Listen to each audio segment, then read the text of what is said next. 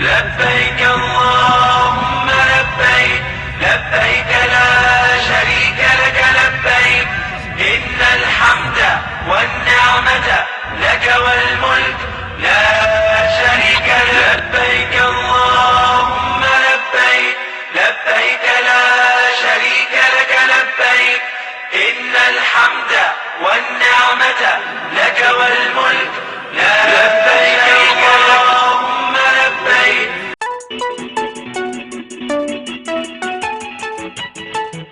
السلام علیکم. مجھے دیکھنے والے تمام ناظرین کو عید الاضحیٰ کی بہت مبارک.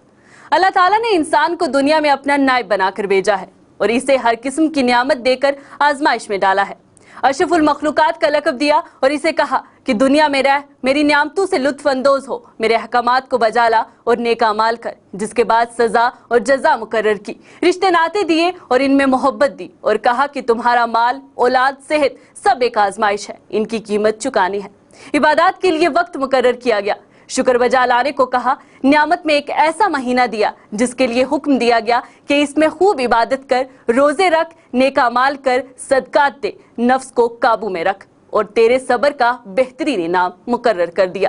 اسلام نے ان عبادات کے بعد جشن کے لیے دن مقرر کیے جس میں سال میں 2 عیدیں، عید الفطر اور عید الاضحیٰ رکھی گئی، ایک رمضان کے خاتمے پر اور دوسری ٹھیک اس کے 70 دن بعد. اگرچہ عید الاضحیٰ کا حج سے براہ راست کوئی تعلق نہیں ہے، لیکن وقت کے لحاظ سے اس کی اہمیت ہے. عید الاضحیٰ کا دن اسلامی قمری تقویم کے آخری یعنی کہ 12ویں مہینے کی 10ویں تاریخ کو آتا ہے، ذی الحجہ، جس دن جشن منایا جاتا ہے. اس کا انحصار چاند کے جائز نظر آنے پر ہوتا ہے جو حج کے سالانہ مقدس سفر کی تکمیل کے لیے بعد ہوتا ہے. حج تمام مسلمانوں کے لیے ایک فرض ہے جو مخصوص معیارات پر پورا اترتے ہیں، جو اسلام کے اہم 5 ستونوں میں سے ایک ہے. عید الاضحیٰ کے جشن کی بات کریں تو حضرت ابراہیم علیہ السلام کی اللہ کے لیے عقیدت اور اپنے بیٹے اسماعیل علیہ السلام کی قربانی کے لیے تیار رہنے کی یاد میں منانا ہے. جب قربانی کے عین موقع پر اللہ سبحانہ تعالیٰ نے اسماعیل علیہ السلام کی جگہ ایک مینڈا یعنی کہ دمبا لا کر رکھ دیا جسے ان کے بیٹے کی جگہ ذبح کرنا تھا.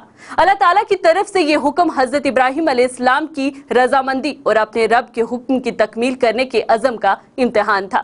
اس عید الاضحیٰ کا مطلب قربانی کا تہوار ہے. قربانی کا عمل ایک جانور کو قربانی کے طور پر ذبح کرنے پر مشتمل ہے تاکہ اس موقع پر اللہ سبحانہ تعالیٰ کے لیے حضرت ابراہیم علیہ السلام کی قربانی کی یاد میں نشان زد کیا جائے. اسلامی طریقے سے ذبح کرنے کے لیے جانور کا صحت مند اور ایک خاص عمر سے زیادہ ہونا لازمی ہے.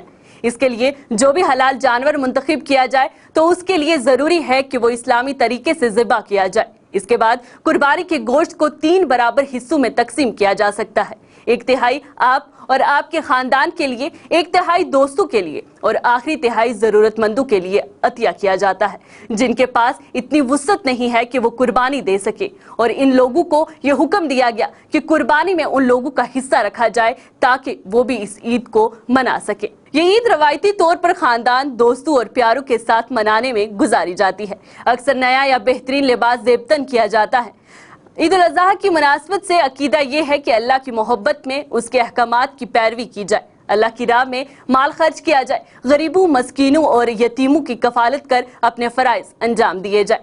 اس عید کی فضیلت اور اس کی اہمیت کے بارے میں ہم نے کچھ علماء کرام سے جب بات چیت کی تو انہوں نے قرآن اور حدیث کی روشنی میں اس کی مناسبت سے کیا کچھ کہا، آپ کو دکھاتے ہیں.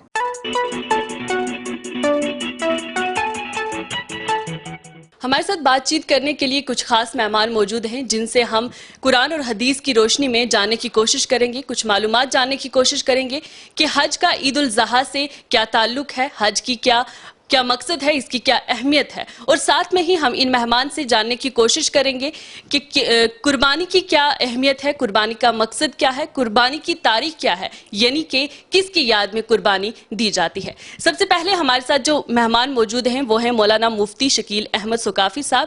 ان سے ہم جاننے کی کوشش کریں گے کہ حج کا عید الاضحیٰ سے کیا تعلق ہے، حج کی کیا اہمیت ہے اور حج کا کیا مقصد ہے. بسم اللہ الرحمن الرحیم، والصلاة والسلام علی سید الانبیاء والمرسلین وعلی آلہ واصحابہ اجمعین.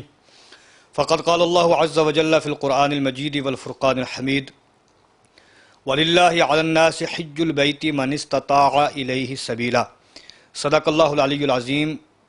وقال اللہ عز وجل فی شان حبیبہ مخبرا وآمرا ان اللہ ملائکتہ یصلون علی النبی یا ایھا الذین آمنوا صلوا علیہ وسلموا تسلیما اللہم صلی علی سیدنا و مولانا محمد مبارک وسلم۔ دیکھیں، آپ نے جو سوالات کیے ہیں، ایک سوال کا تعلق قربانی کے حوالے سے ہے، تو میں کوشش کروں گا کہ فقط حج کے حوالے سے جو ایک دو باتیں ہیں میں آپ کی گوش گزار کر دوں۔ حج کی بنیاد حضرت ابراہیم علیہ السلام جو جد الانبیاء ہیں، خلیل اللہ ہیں، ان کی ندا کے اوپر حج کی بنیاد ہے، اور ہمارے مذہب اسلام میں آقا کریم صلی اللہ تعالی علیہ وسلم نے سن 9 ہجری میں حج فرض ہوا، اور 10 ہجری کو آقا کریم صلی اللہ علیہ وسلم نے پہلا حج فرمایا۔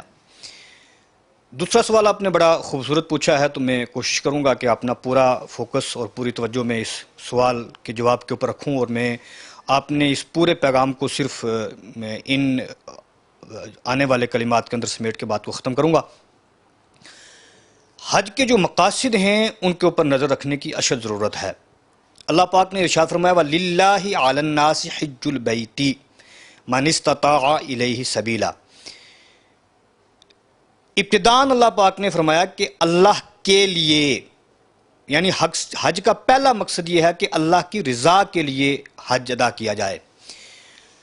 یوں ترتیباً حج کے 4 مقاصد ہیں، وہ 4 کے 4 میں بیان کیے دیتا ہوں تاکہ آسانی سے بات سمجھ میں آ جائے۔ اگر کوئی بندہ اللہ کی رضا کی خاطر حج نہ کر کے اس کا مقصد یہ ہو کہ لوگ کہیں گے کہ بھئی چودھری صاحب کے پاس بڑا پیسہ ہے، عالی شان کوٹھی ہے اور بڑی انکم ہے، لیکن اس کے باوجود حج نہیں کر رہے ہیں، یا ان کو کوئی الیکشن لڑنا ہے تو اس چیز کے پیش نظر وہ حج تو کریں لوگوں کے سامنے، لیکن اللہ کی رضا کے لیے نہ کریں، تو حج کا جو پہلا مقصد ہے وہ فوت ہو جاتا ہے، کیونکہ حج کے 4 بنیادی مقاصد میں سے پہلا مقصد ہے اللہ رب العزت کی رضا اور اس کی خوشنودی کے لیے حج کرنا، وَلِلَّهِ۔ اس کے حوالے سے میں دوسرا مقصد یوں بیان کروں کہ حج کا جو دوسرا مقصد ہے وہ ہے، اہم توجہ میں آپ کی اس کی طرف چاہوں گا، حج کا دوسرا مقصد ہے اجتماعیت، مسلمانوں کا انٹرنیشنل اجتماع۔ 5 وقتہ علاقائی سطح کے اوپر مسلمانوں کا ایک اجتماع ہے، جماعت جس کو ہم نماز کہتے ہیں، محلے کی سطح کے اوپر، پھر جمعہ ایک علاقائی سطح کے اوپر لوگ جمعے کی نماز پڑھیں اور اپنے دکھ درد دوسرے کو شیئر کریں، کندھے سے کندھا ملا کر جو کھڑے ہوتے ہیں، جس کے بارے میں کہا گیا ہے کہ صف میں کھڑے ہو گئے محمود ایاز، نہ کوئی بندہ رہا نہ بندہ نواز۔ جب وہ نماز پڑھ کے باہر نکلیں تو باہر نکل کے ڈاکٹر صاحب، وکیل صاحب سے اپنے مسائل کو ڈسکس کریں، اور ایک مزدور پیشہ انسان ایک ڈاکٹر صاحب سے کہے کہ مجھے یہ پرابلم ہے، اس کا حل کیا ہے۔ تو جب 5 وقتہ مسجد میں جائیں تو وہ اپنے اپنے کام کاج سے فرصت حاصل کر کے جس پیشے کے بندے سے ملیں، اس سے وہ اپنی جو دنیاوی ضروریات ہیں ان کو بھی پورا کر لیں۔ یہ 5 وقتہ نماز کا مقصد ہے۔ علاقائی سطح کے اوپر جمعے کا اجتماع ہے، اب وہاں بھی لوگ اکٹھے ہوں اور اپنے مسائل، اپنی ڈسکشن، بڑے آفیسرز جو لوگ آپ کو محلے کی سطح پر نہیں ملتے وہ آپ کو علاقائی سطح کے اوپر دستیاب ہو جائیں، آپ ان سے بات کر لیں۔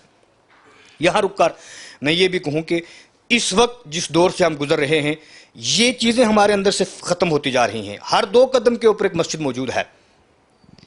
ہر بندے نے کہا یہ مسجد بنی ہے تو میں نے بھی ایک مسجد بنانی ہے۔ اب ہر 2 گھر کے افراد ایک مسجد میں کھڑے ہو کے نماز پڑھ رہے ہیں، تو ظاہر سی بات ہے وہ جو جماعت کا مقصد تھا وہ ختم ہو گیا۔ اور اس سے کہیں زیادہ بڑھ کے افسوسناک صورتحال اس وقت ہے کہ جب ہر گاؤں کے اندر ہر 2 قدم کے اوپر لوگوں نے جمعے قائم کیے ہوئے ہیں، ہر مسجد کے اندر 2 صفیں ہوتی ہیں۔ امت مسلمہ کی یہ زبوں حالی ہے کہ لاکھوں اور کروڑوں روپیہ لوگ خرچ کر کے مسجدیں بناتے ہیں، اور حضور نے اس کی طرف اشارہ فرمایا مساجدہم عامرۃ وہی خراب من الہدیٰ۔ آخری زمانہ آئے گا لوگ بڑھ چڑھ کے مسجدیں بنائیں گے لیکن وہ ہدایت سے خالی ہوں گی۔ اب صورتحال یہ ہے کہ ایک مولوی صاحب آتے ہیں، وہ کہتے ہیں نا یار میں نے بھی اپنی مسجد میں جمعہ قائم کرنا ہے۔ ایک चौकीदार साहब हैं, मुतवल्ली साहब हैं मस्जिद के, चौधरी साहब हैं, एक बड़े ठेकेदार साहब हैं, एनीवन कोई भी हो, उसकी भी ये आरजू रहती है कि ये फलाने की मस्जिद है। हालांकि मस्जिद अल्लाह का घर है, वो किसी का नहीं है, लेकिन ये डिवाइड हो चुके हैं हम। अब उन्होंने वो मसाजिद के अंदर जुमे कायम कर लिए, वो जो लोग मिलते थे, जो जुमे के अंदर एक इज्तिमाइयत का एक मकसद था, वो ख़त्म हो गया। ईद की नमाज भी यूं ही ईदगाह में पढ़ी जाती थी ताकि लोग मिलें और जो काफ़ी अरसे से एक दूसरे से ना मिलें उनकी भी मुलाकात हो जाए। आज वो सिलसिला भी ख़त्म है, हर दूसरी मस्जिद के अंदर ईद की नमाज भी कायम है। मैं जल्दी से हज की तरफ आऊँ। इसी तरीके से हज मुसलमानों का आलमी इज्तिमा है। इस हज के दूसरा मकसद ये है कि पूरे साल जो हज का खुतबा देने वाला खतीब है वो उम्मत मुस्लिमा की ज़ुबान हाली देखे, उनके मसाइल देखे, क्यों परेशान हैं लोग, किस कंट्री के क्या मसाइल हैं, कौन सा माशी बहरान का शिकार है, कौन से ज़रई एग्रीकल्चर हार्टिकल्चर के एतबार से लोग परेशान हैं, उन तमाम मसाइल को देखे, पूरे साल उनके ऊपर बहस करे, डिस्कस करे, और जो हज का खुतबा दे उस खुतबे के अंदर वो लोगों को उन मसाइल और परेशानियों का हल देकर भेजे कि इराक वालों तुम्हारा हाल ये है, शाम वालों तुम्हारा ये है, इंडिया वालों तुम्हारा ये है। इस वक्त जिस दौर से हम गुजर रहे हैं वो ये है कि हमारा ये भी मकसद फोत है, हज का जो खुतबा दिया जाता है उसके पेश नज़र भी ये मकसद नहीं होता। मुसलमान इकट्ठे होते हैं लेकिन ये हमारी ज़ुबान हाली है। हज का दूसरा मकसद। हज का तीसरा मकसद है मसावात को अमली जामा पहनाना। यह भी बहुत इंपॉर्टेंट पॉइंट है। अमली जामा यूं है कि आपके पास लाखों करोड़ों रुपए का सूट मौजूद है, आप रॉयल फैमिली से ताल्लुक रखते हैं, लेकिन हुक्म यह है कि जब हज के लिए आओ तो 2 ही चादरें होनी चाहिए बगैर सिली हुई। आप अमीर हैं, गरीब हैं, कोई भी हैं, आप इधर आ जाएं। इस हवाले से मेरे हुजूर की एक इस दौर के अंदर इसका फुकदान है। हम देखते हैं आज बड़ी परेशान कुन सूरत हाल है। ये शेर भी आज बरतरफ करने के लायक है कि एक ही सफ में खड़े हो गए, क्योंकि मस्जिद के अंदर ये सूरत हाल है कि मौलवी साहब, खतीब साहब देखते हैं कि मस्जिद के मुतवल्ली साहब आगे, सेठ साहब आगे, उनको कहते हैं आप आगे तशरीफ लाएं। मैं इसके ऊपर बड़ी सख्ती भी करता हूं कि भाई आप अगर अल्लाह के घर में भी, आप कौन होते हैं अल्लाह के घर में किसी को आगे और पीछे करने वाले? वो अल्लाह के घर के अंदर मेहमान है, कोई भी हो, वो सारे इकट्ठे हैं। लेकिन हज के अंदर अमली जामा पहनाना है। आप कितने भी आलीशान आपके पास गाड़ी है, लेकिन सफा मरवा के ऊपर आपने दौड़ना है, नो वे। मैदान अरफात में आपने इकट्ठा होना है। ये एक अमली जामा है मसावात का। आका करीम सल्लल्लाहु अलैहि वसल्लम के पास मुख्तसरन में अर्ज़ करूं कि एक शख्स आया, उसकी कंडीशन ये है कि उसके जिस्म के ऊपर खुजली निकली हुई है, चरवाहा है, हबशी गुलाम है, रंगत काली है, और काली रंगत वालों से मक्का के लोग इस्लाम की आमद से पहले नफरत तो करते ही थे। ये हुजूर की आमद का सदका है कि गुलाम को और आका को एक ही सफ में लाकर खड़ा किया है। लेकिन उस शख्स की नोयत इतनी अलग थी कि वो जो साथ वाले चरवाहे होते, बकरियां चराने वाले, वो भी उससे दूर रहते। खुजली है, बड़ी कंडीशन खराब है। एक दिन मेरे नबी का गुजर हुआ, उस शख्स ने कहा, ये जो चरवाहे ने कहा, ये जो आ रहे हैं ये कौन है? बड़ा खूबसूरत चेहरा है। किसी बंदे ने कहा, उसने हुजूर की खुसूसियात तो बहुत थी लेकिन अपने मतलब की बात बताते हुए कहा, ये वो है जो मसावात का दर्स देता है। उसने कहा 2 मिनट के लिए मेरी बकरियां देखना, मैं थोड़ा मिल के आता हूं। दौड़ के आया, आगे कहने लगा, अगर मैं कलमा पढ़ लूं तो मेरे लिए क्या है? मेरे हुजूर ने फरमाया, जो अबू बकर सिद्दीक उमर के लिए है वही तेरे लिए भी है। उसने कहा, थोड़ा देख लें, मेरी कंडीशन से अलग है। मेरा मालिक रात को मुझे वहां लेटने के लिए जगह देता है जहां बकरियां होती हैं, मुझे घर के अंदर अलो नहीं है, एंट्री नहीं है मेरे घर के अंदर, देख ले। मेरे हुजूर ने फरमाया हाँ, और फिर हुजूर ने एक स्टेप आगे बताया, फरमाया, अगर तुम मस्जिद के अंदर सिद्दीक अकबर से पहले आ जाओगे, तुम्हारा मकाम सिद्दीक से आगे है, अबू बकर सिद्दीक तुम्हारे पीछे आगे बैठेगा। अमली जामा मुसावात का, बराबरी का, इक्वलिटी का। अब हज के मौके के ऊपर तीसरा मकसद ये, और हज का चौथा मकसद है मुसलमानों को मुसलमानों की तारीख के साथ जोड़ना। वो तारीख क्या है? वो ये है कि याद करो कि जब हज़रत हाजरा को अपने बेटे के लिए पानी चाहिए था तो वो दाएं से बाएं और बाएं से दाएं जा रही थी।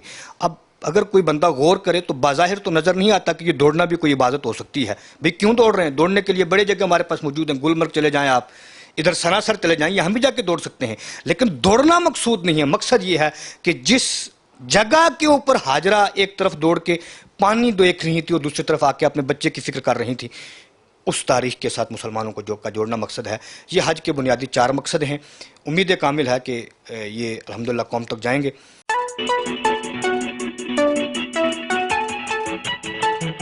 ہمارے ساتھ مولانا مفتی توصیف رضا مصباحی صاحب موجود ہیں جو کہ دعوت اسلامیہ کے ٹیچر ہیں. ان سے ہم جاننے کی کوشش کریں گے قرآن و حدیث کی روشنی میں کہ قربانی کی کیا اہمیت ہے, کب قربانی کرنی چاہیے اور کس کے لیے ہے یہ. اللہ تعالیٰ قرآن مقدس میں ارشاد فرماتا ہے فَصَلِّ لِرَبِّكَ وَانْحَرْ کہ نماز پڑھو اور قربانی کرو. تو اس آیت کریمہ سے قرآن کا ثبوت ہوتا ہے اور قربانی کی بڑی فضیلت و اہمیت بیان کی گئی ہے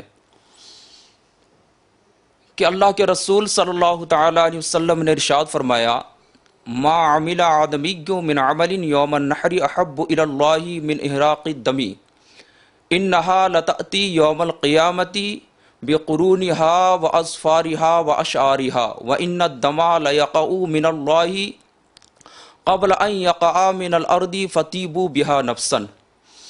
قرآن کی اتنی فضیلت و اہمیت ہے کہ اللہ کے رسول ارشاد فرماتے ہیں کہ آدمی میں سے کوئی بھی شخص قربانی کے دن کوئی بھی عمل کرے, کوئی بھی عبادت و ریاضت کرے, تو اس قربانی کے دن سب سے بہترین جو عمل ہے انسان کا وہ ہے قربانی کرنا, یعنی خون بہانا. اللہ کے رسول آگے ارشاد فرماتے ہیں کہ یہی قربانی کا جانور قیامت کے دن اس کے پاس کھروں کے ساتھ, سینگوں کے ساتھ, بالوں کے ساتھ آئے گا اور پل صراط میں اسے پار کرنے کا ذریعہ بنے گا. تو اس کی اتنی فضیلت و اہمیت ہے.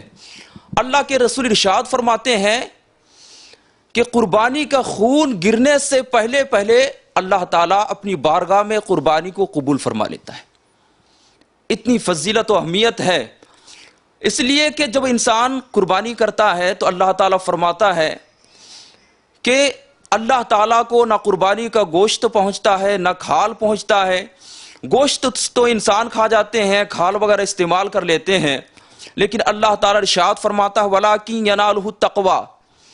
اللہ تعالیٰ کو صرف جب انسان قربانی کرتا ہے اور خلوص نیت کے ساتھ اللہ کی رضا کے لیے کرتا ہے تو اسی خلوص نیت کو اللہ تعالیٰ اپنی بارگاہ میں قبول فرماتا ہے. بس یہی نیت ہے اللہ کی بارگاہ میں جو پہنچتی ہے.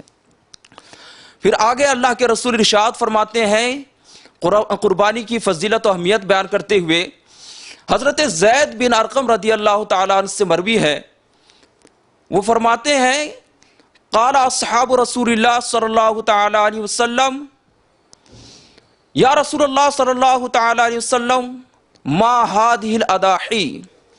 صحابہ نے پوچھا یا رسول اللہ صلی اللہ تعالیٰ علیہ وسلم یہ قربانی کیا ہے؟ ہم قربانی دیتے ہیں لیکن ہمیں مقصد نہیں سمجھ میں آتا. تو اسی حدیث میں آپ کو پتہ چل جائے گا کہ کن کی سنت ہے اور کہاں سے ابتدا ہوئی ہے. اللہ کے رسول ارشاد فرماتے ہیں سنت ابیکم ابراہیم, میرے امتیوں, میرے صحابہ, میرے اصحاب, یہ تمہارے باپ ابراہیم کی سنت ہے. پھر صحابہ نے عرض کیا رسول اللہ ہم تو قربانی کرتے ہیں لیکن ہمیں نیکیوں کا سمجھ میں نہیں آتا کہ اللہ تعالیٰ ہمیں کیا نوازتا ہے. ہم تو گوشت وغیرہ کھا لیتے ہیں, ہم تو چمڑے وغیرہ استعمال کر لیتے ہیں, اللہ تعالیٰ ہمیں کیا دیتا ہے؟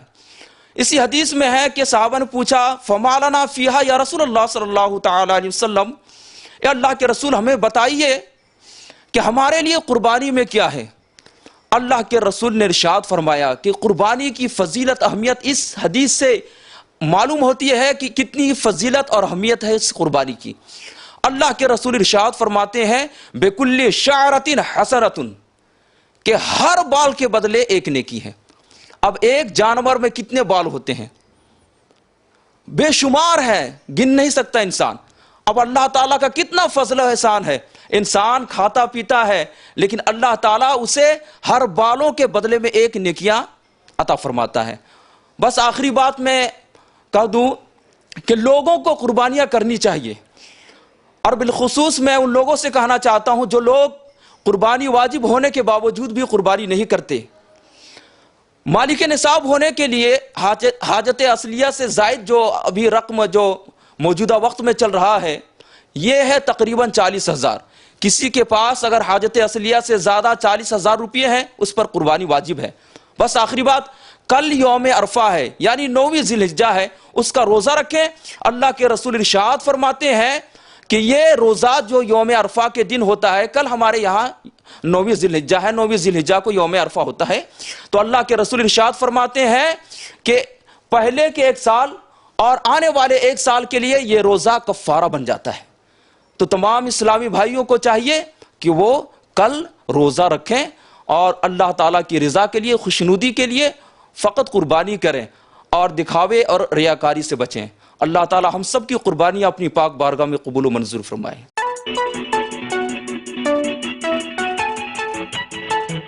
ہمارے ساتھ مولانا سید اعجاز الحق بخاری صاحب بھی موجود ہیں، جن سے ہم جاننے کی کوشش کریں گے کہ حضرت ابراہیم علیہ السلام کا انبیاء میں کیا مقام تھا، اور جو قربانی کی تاریخ ہے وہ کیا ہے، اور یعنی کہ کس کی یاد میں قربانی منائی جاتی ہے. بسم اللہ الرحمن الرحیم. الصلاۃ والسلام علیک یا رسول اللہ صلی اللہ علیہ وسلم. قربانی یہ نام ہے جذبہ اثار کا، اور اللہ کے نبی صلی اللہ علیہ وسلم نے ارشاد فرمایا کہ میں ملت ابراہیمی پر ہوں. اس کا مطلب یہ ہوا کہ نبی پاک صلی اللہ علیہ وسلم نے خود حضرت ابراہیم علیہ السلام کی یاد کو برقرار رکھا. اللہم صلی علی سیدنا محمد کما صلیت علی ابراہیم. حضرت ابراہیم علیہ السلام کی یاد کو. صحابہ نے پوچھا کہ یہ قربانی کیا ہے، تو اللہ کے نبی نے فرمایا کہ یہ تمہارے باپ حضرت ابراہیم علیہ السلام کی سنت ہے. یہ کیوں آپ کی یاد کو برقرار رکھا؟ کیونکہ انبیاء میں نبی پاک صلی اللہ علیہ وسلم کے بعد حضرت ابراہیم علیہ السلام کا جو مقام ہے وہ کسی کا نہیں ہے، کیونکہ آپ نے اپنا سب کچھ، اپنا گھر بار، اپنے مال مویشی، اپنا سب کچھ رب کی بارگاہ میں قربان کرنے کے لیے ہمیشہ تیار رکھا.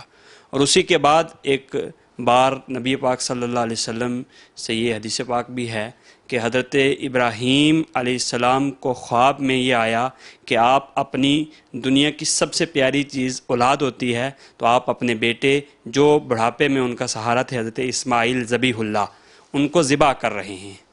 تو حضرت ابراہیم علیہ السلام نے اس خواب کو سچا کر کے بتایا، اور اسی یاد میں یہ قربانی کی جاتی ہے.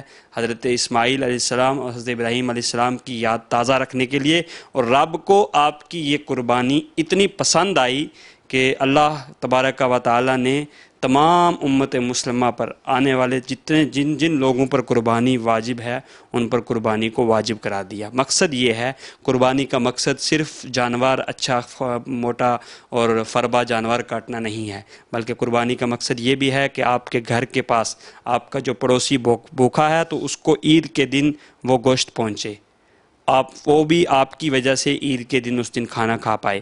غریب مساکین کا قربانی کے دن خیال رکھا جائے. قربانی لوگ کر لیتے ہیں لیکن غربا مساکین کے پاس کوئی چیز ایسی پہنچ نہیں پاتی ہے. تو قربانی کا مقصد جذبہ اثار ہے، اور قربانی کا سب سے بڑا مقصد آج ہمارے معاشرے میں جس چیز کا فقدان ہے کہ ہمارے معاشرے میں اولادوں کو والدین کی عزت و اکرام نہیں ہے. تو حضرت اسماعیل علیہ السلام نے فرمایا تھا یا ابا طفل ما تؤمر ستجدونی، اے میرے باپ آپ کر گزریے جو آپ کو حکم ہے. تو یہ قربانی سے ایک درس یہ بھی ملتا ہے کہ اپنے ماں باپ کی عزت کی جائے، اور قربانی کا سب سے بڑا مقصد جو ہے وہ مساوات ہے، آپس میں پیار و محبت ہے اور آپس میں مروت ہے. قربانی اس طریقے سے کی جاتی ہے کہ اپنی جو انسان ایک پیارا سا جانور لیتا ہے وہ رب کی رضا کے لیے قربان کرتا ہے، اور اسی کو قربانی کہتے ہیں. یہی قربانی کی فضیلت. بہت بہت شکریہ آپ سب کا ہمارے ساتھ جڑنے کے لیے. اور قربانی اور حج کے متعلق بہت سے جو سوالات لوگوں کے تھے یا جن لوگوں کو اس کے بارے میں صحیح میں پتہ نہیں ہے یا معلومات نہیں ہے، وہ سب بتانے کے لیے بہت شکریہ.